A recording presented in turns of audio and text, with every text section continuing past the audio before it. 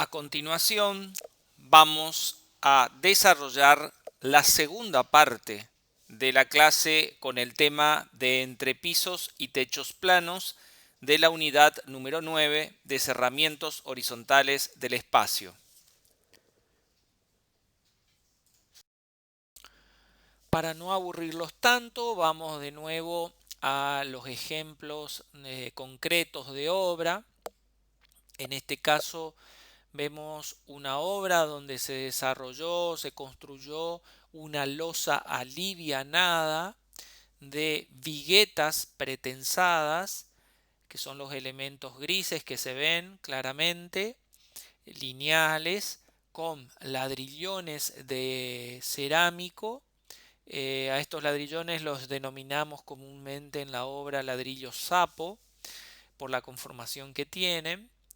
Ven y notan una malla de acero que se denomina armadura de repartición. Como es un elemento superficial la losa, lo que hacemos con esta malla es mejorar el comportamiento del hormigón, que se denomina capa de compresión, porque claramente al ser una losa que trabaja a la flexión, las fibras en la parte superior van a trabajar a la compresión.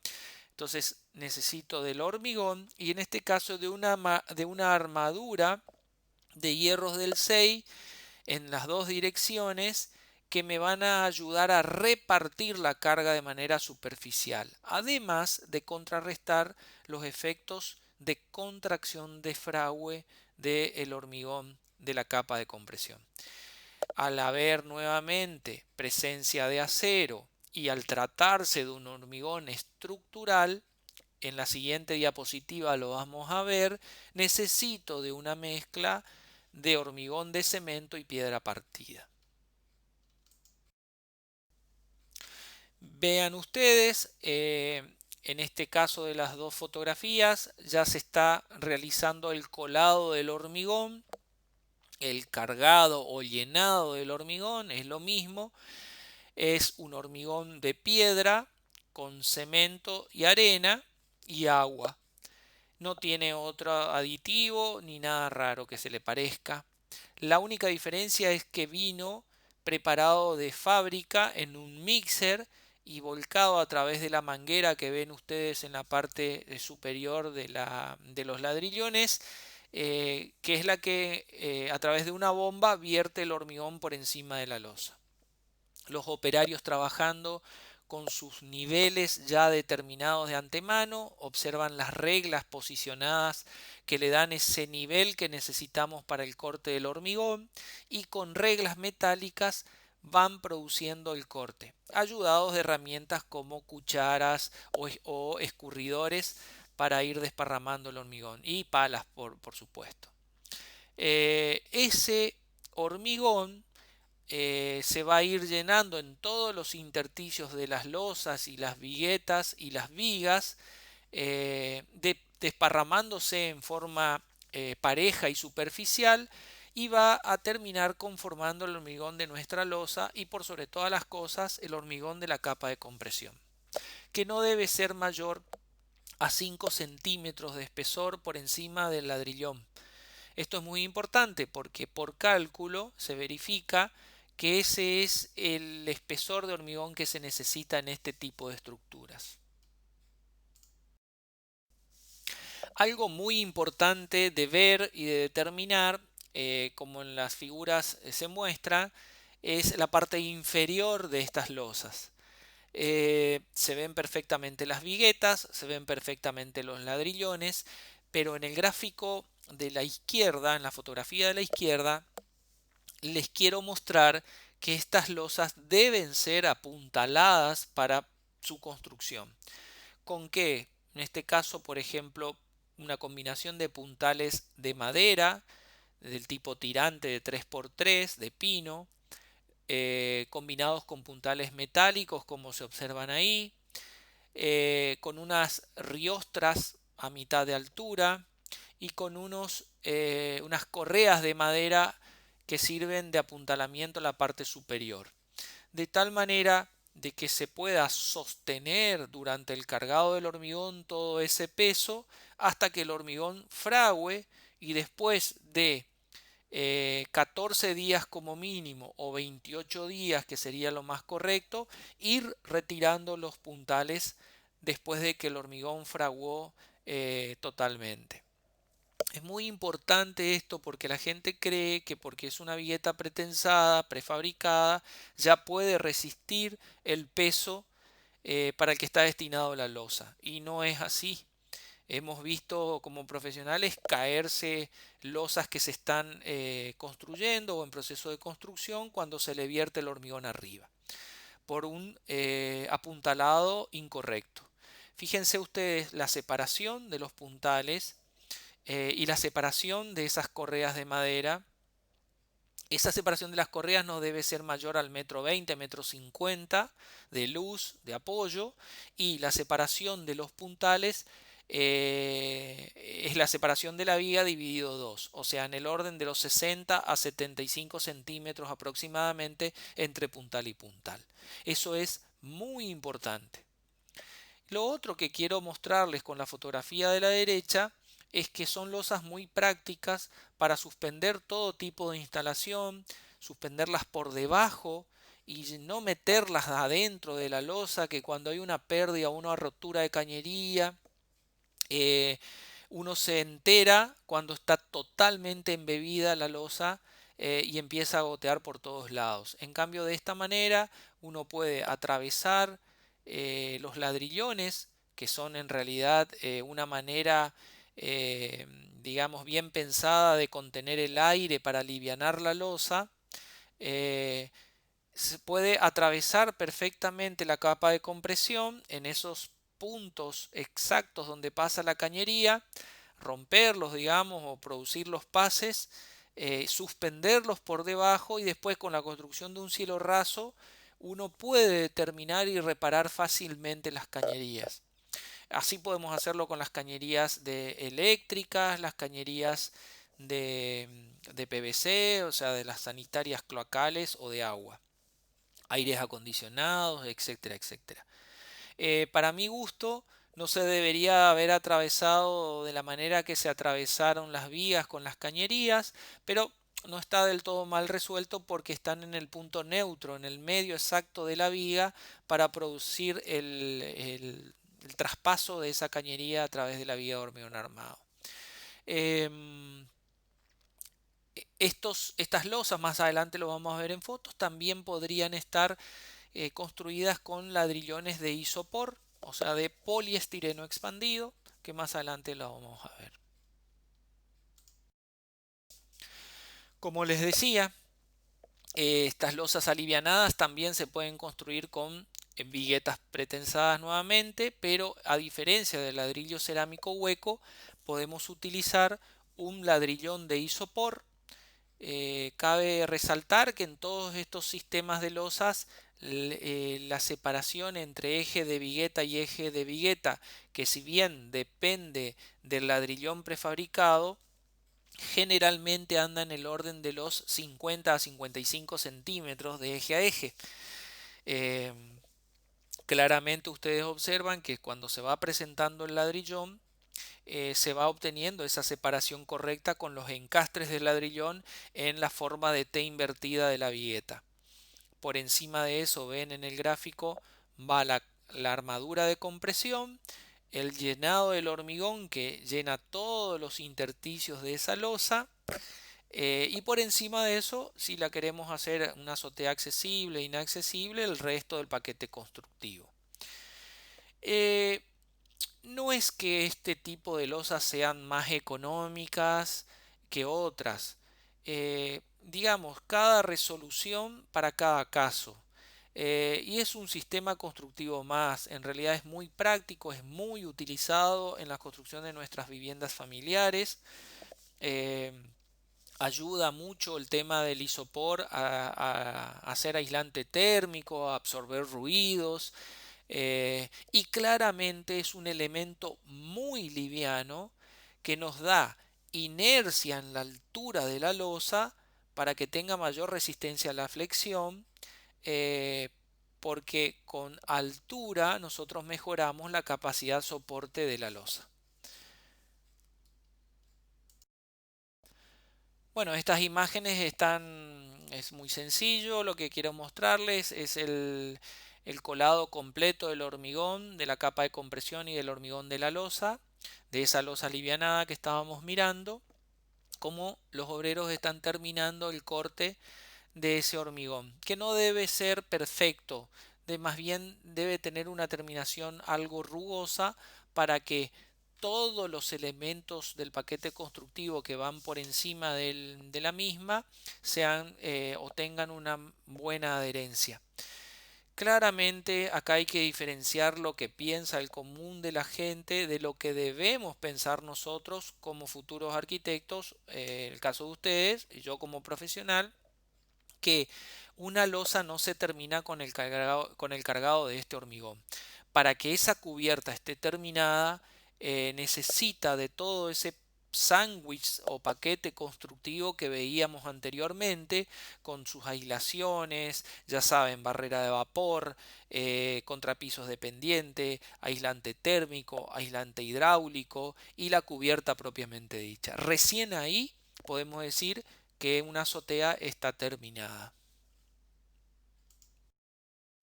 Bueno, seguimos haciendo la más llevadera la clase con más ejemplos de obra. En este caso es otro sistema constructivo ya. Estamos hablando de una losa maciza de hormigón armado, pero a su vez apoyada en un sistema de vigas metálicas de perfiles normales reticuladas. Es una triangulación en la conformación de esa viga que conforma una viga del tipo reticulada plana. Eh, Estas losas fueron pensadas para unas luces de apoyo entre columnas y columnas de aproximadamente 8 metros por 8 metros y con una sobrecarga muy importante para un salón de fiestas, por ejemplo. O sea que puede llevar a albergar 300 personas por encima de esta losa, no sé, bailando o saltando. Entonces el requerimiento de carga era muy alto y había que resolverlo con una estructura especial. Por eso no se decidió realizar, por ejemplo, una losa alivianada, que claramente resiste, pero no tanto. Por eso les presento este tipo de losas, entonces macizas, armada en sus dos direcciones, con armaduras cruzadas, que ya la vamos a ir viendo. Noten ustedes en estas fotografías cómo se va conformando esta armadura realizada in situ con barras de hierro de obra de manera cruzada y doblemente armada, es decir, armadura en la parte inferior de la losa y armadura en la parte superior de la losa. Notamos que eso lo podemos armar una vez realizado un encofrado de paneles fenólicos, especialmente preparados para el vertido del hormigón. También notamos en la fotografía el encofrado perimetral que va a ser de borde de nuestra losa. El elemento central en la foto de la derecha es la viga que anteriormente veíamos, la viga reticulada metálica, en lo que lógicamente va apoyando nuestro sistema de losa y a través de esa viga es distribuida la carga a las columnas de hormigón armado.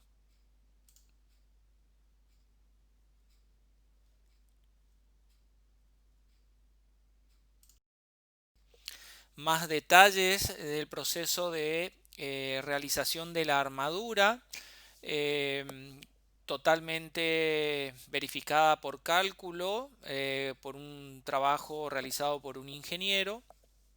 Como detalle podemos ver barras que se pueden doblar en diagonal y ocupar la parte superior de la losa por algún requerimiento distinto de flexión.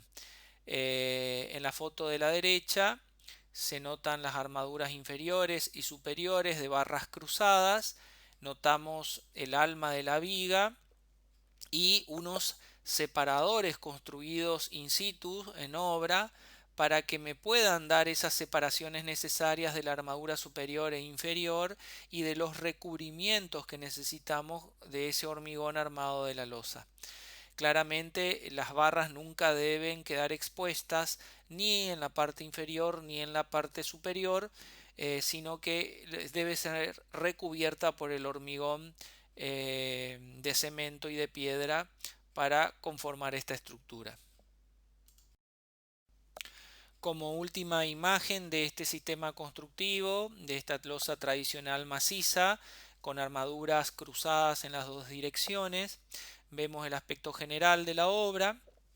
Empezando de abajo para arriba se notan perfectamente las columnas de hormigón armado, las vigas de reticulado plana de acero normal, el hormigón ya fraguado en una etapa, la otra losa que se está armando con las barras de acero. Y noten ustedes a la derecha los pelos de hierro que se planifican dejándolos a manera de empalme para recibir las futuras etapas constructivas de la losa y conformar toda la superficie necesaria para este edificio. Bueno, como un tema novedoso, moderno, de mucha actualidad, eh, deben saber ustedes que podemos como arquitectos planificar, diseñar, construir cubiertas planas del tipo denominada verde, es decir, con jardines, con huertas por encima de nuestras obras, algo que va muy de la mano de la ecología, del cuidado del medio ambiente, de la eficiencia energética, de todo esto que hoy por hoy como profesionales debemos cuidar y mucho. Simplemente en esta etapa del curso en segundo año las vamos a nombrar, las vamos a clasificar, vamos a ver sus características, pero lo constructivo y ir en mayor detalle en este tipo de cubiertas las vamos a ver en tercer año. Así podemos determinar cuáles son las ventajas y desventajas de estos sistemas constructivos. Las ventajas claramente mejorar el clima urbano de nuestras ciudades, obviamente. Son capaces de retener hasta un 80% de las aguas de lluvia. Esto no es un tema menor en la ciudad de Resistencia, en la ciudad de Corriente, que con nuestras grandes precipitaciones estamos teniendo cada vez más inundaciones. ¿Por qué? Porque fueron rellenados nuestros reservorios naturales como las lagunas, cada vez se van densificando más nuestras construcciones y vamos impermeabilizando el suelo urbano. Entonces volver a recuperar con un suelo vegetal nuestras cubiertas de techo es un paso muy importante y fíjense el porcentaje de agua que se retiene en estas capas superficiales de cubiertas verdes es muy alto, es de un 80%, porque los vuelve a absorber el suelo, el vegetal, para recién lo que sobra pueda ser largado a nuestras calles, a los desagües pluviales. Mejoran notablemente la protección contra el ruido urbano, el ruido de los vehículos, de las motos, en general todos los ruidos que produce una ciudad son muy bien absorbidos por la vegetación. Se puede dar un interesante ahorro de energía, se consigue un aislamiento térmico eficiente, quizás más que las aislaciones que veíamos en las azoteas. Eh, Protegemos las impermeabilizaciones y protegemos nuestra vivienda de nuestras temperaturas extremas exteriores. Eh, Además, a quien no le gusta tener una vegetación, un jardín en una vivienda, bueno, lo podemos tener en nuestros techos, en nuestras cubiertas, en nuestras azoteas. ¿Qué desventajas? Bueno, lógicamente, si no se planifica esto de antemano en el proyecto, le estamos agregando mucho peso a nuestras obras, por ende pueden sufrir nuestras estructuras si no están bien calculadas. Ahora bien, si las concibo desde el proyecto o desde el anteproyecto puedo llegar a dimensionar bien los elementos estructurales y con unos buenos cálculos puedo resistir todo ese peso que es necesario agregar para conformar una cubierta verde. Puede resultar muy costosa porque hay que resolverla correctamente. Lógicamente requieren de un mantenimiento constante porque la vegetación crece, larga raíces, larga follaje, o sea, hay que hacer un mantenimiento como cualquier jardín y con más razón en este caso porque están sobre nuestras azoteas. Algunos edificios lógicamente no se pueden adaptar a que sea construido un techo verde si no fue concebido originalmente de esa manera. Bueno, hay una clasificación básica que es muy importante que en este curso de segundo año la tengan presente, que la vamos a clasificar en extensivas, en semi-extensivas e intensiva. Eh, bueno, los gráficos son claros, tienen que ver básicamente con el espesor de los sustratos que vamos a generar como cubierta verde y por ende qué tipo de vegetación puedo poner. Si desde un césped con espesores menores a un arbusto con espesores mayores. Bueno, esa es la clasificación básica y tiene que ver con esas capas y los espesores que van a tener. Para poder lograrlas y conformarlas correctamente necesitan de todo un trabajo muy bien realizado por sobre todas las cosas de impermeabilización con elementos flexibles, con varias capas que me permitan lograr un buen drenaje de las aguas de lluvia, ser correctamente conducidas a los desagües pluviales y poder conformar toda una capa superficial de sustratos que me permitan poder sembrar o plantar una vegetación encima de ellos. Simplemente advertirles eso porque si eso no se resuelve bien me va a traer más problemas que soluciones. Bien, para terminar la clase me dejé el entrepiso que es delirio de los arquitectos por excelencia y una azotea o una losa que está muy de moda también el día de hoy, que son las azoteas de hormigón visto. Fíjense la parte superior, una azotea de hormigón visto totalmente natural, el hormigón así como se le desencofró, ya con su iluminación colocada, un entrepiso de estructura metálica y de vidrio totalmente transparente, o sea, una calidad de ambiente muy moderno, muy bueno, simplemente para que vean que conociendo los conceptos podemos llegar a este tipo de productos. Agradecerles su atención y nos vemos en la próxima clase. Muchas gracias.